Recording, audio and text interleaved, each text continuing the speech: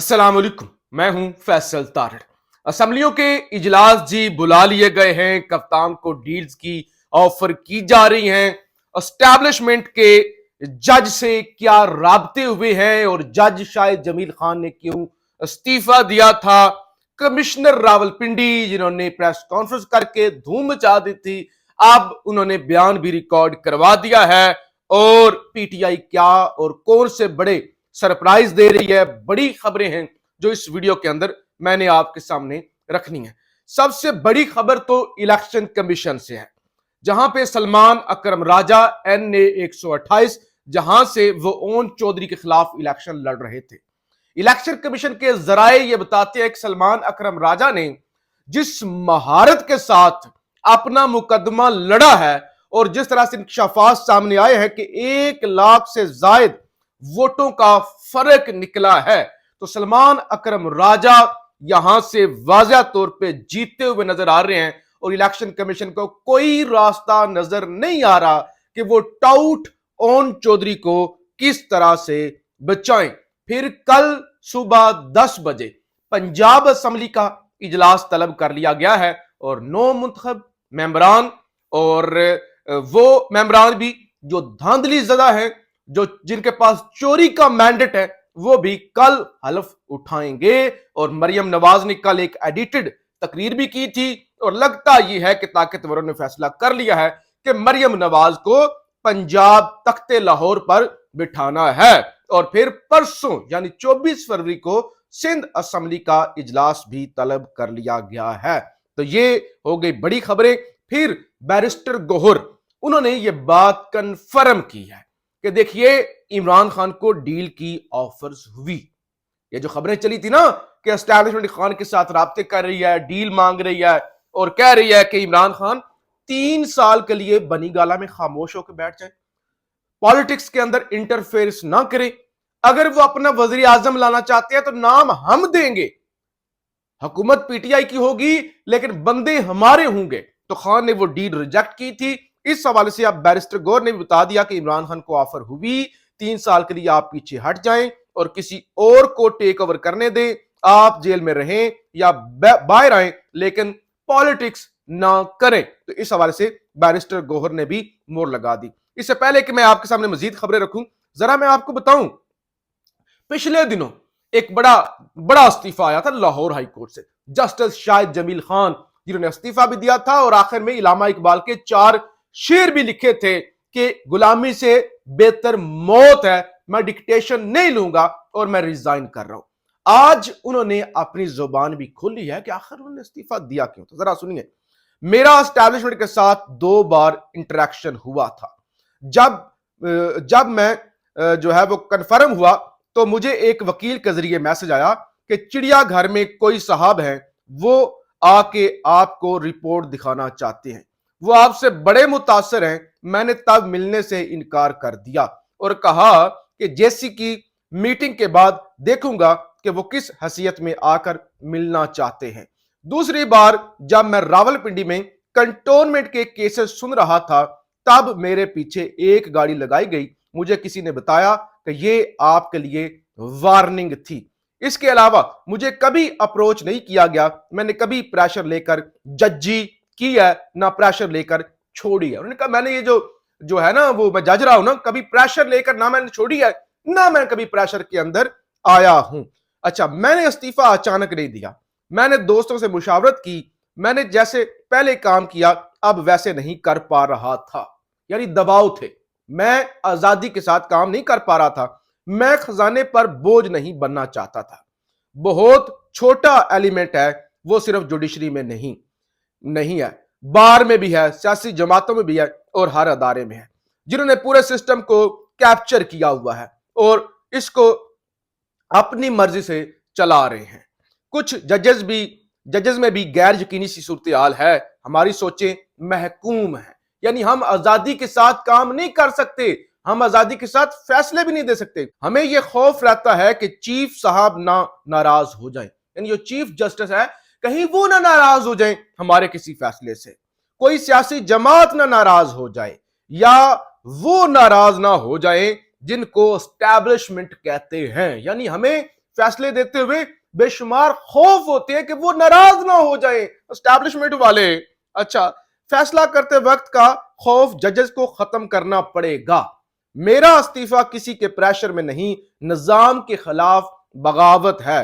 कोई गलत काम करने से बेहतर है आप छोड़ दें और आप वापस आ जाएं। तो उन्होंने बताया कि 2 दफा मुझे ऑफर हुई एस्टैब्लिशमेंट की जानब से, मैंने रिफ्यूज किया।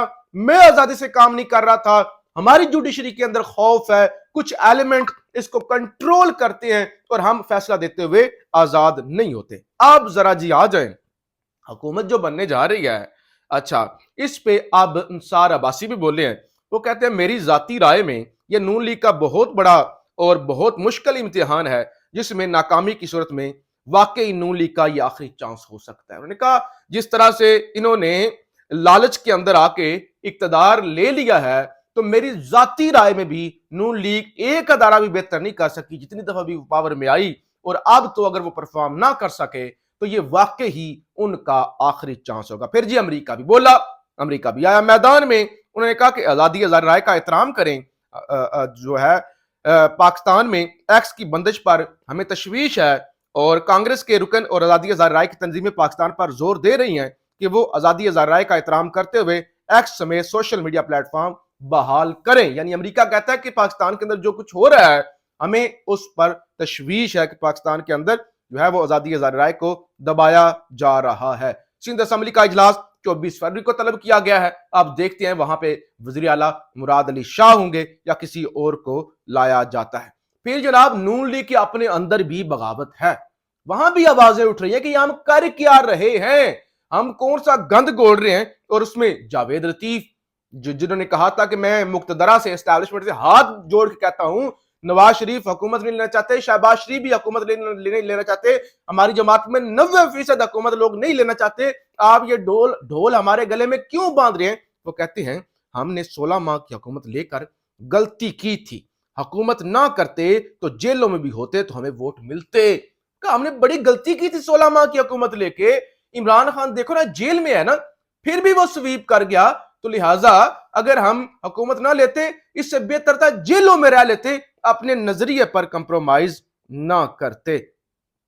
अच्छा, फिर जनाब पीटीआई ने इंट्रा पार्टी इलेक्शन करवाने का फैसला कर लिया है। ये एक बड़ा फैसला है। 3 मार्च को पीटीआई ने इंट्रा पार्टी इलेक्शन करवाने का ऐलान किया है। शेड्यूल जारी करने, कागजात नामजदगी 23 और 24 फरवरी को जमा कराए जा सकते हैं।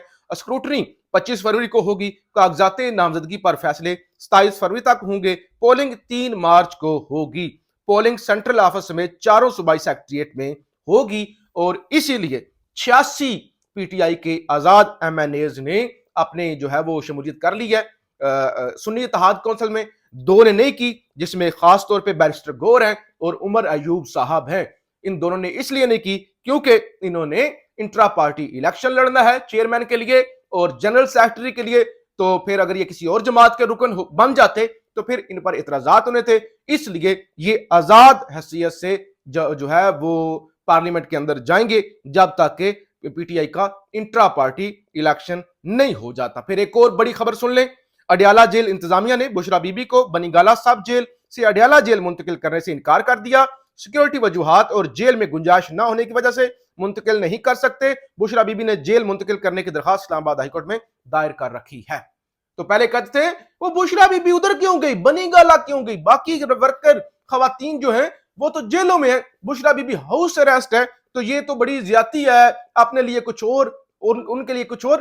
अब अडयाला जेल के हुकाम ने कह दिया कि एक तो सिक्योरिटी के खदशात हैं, दूसरी हमारे पास जगह नहीं है, और बुशरा बीबी अभी भी बाजिद हैं कि हमें जो है वो मुझे जो है अडयाला जेल मुंतकिल किया जाए। फिर आज उमर अयूब और अली बुखारी साहब इमरान खान से मुलाकात के लिए अडयाला जेल पहुंचे।